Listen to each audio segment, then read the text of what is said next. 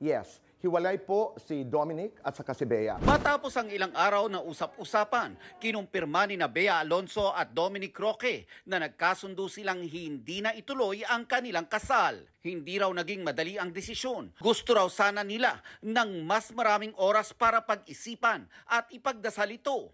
Pero marami ng kumalat na espekulasyon.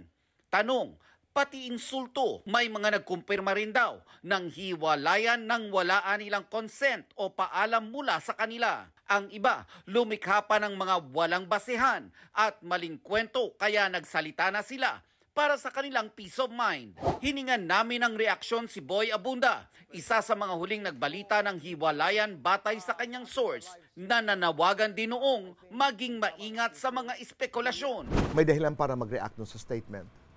Pero I'm not going to do that now. Kasi I realize na people involved in this controversy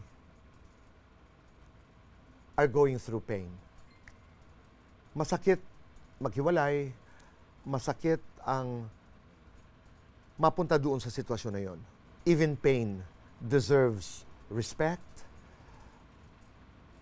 at pinipili kong manahimik. Sinabi yan ni Kuya Boy sa kanyang pag-renew ng kontrata sa GMA Network matapos ang 1 taong pagbabalik kapuso. What kept me going from the very beginning was my unflinching belief in the power of the interview. So, ang dami ko pa rin natututunan. Paano ko ba hihikayatin si nanay, si tatay at ang kapuso para manood, para may bagong mapanood?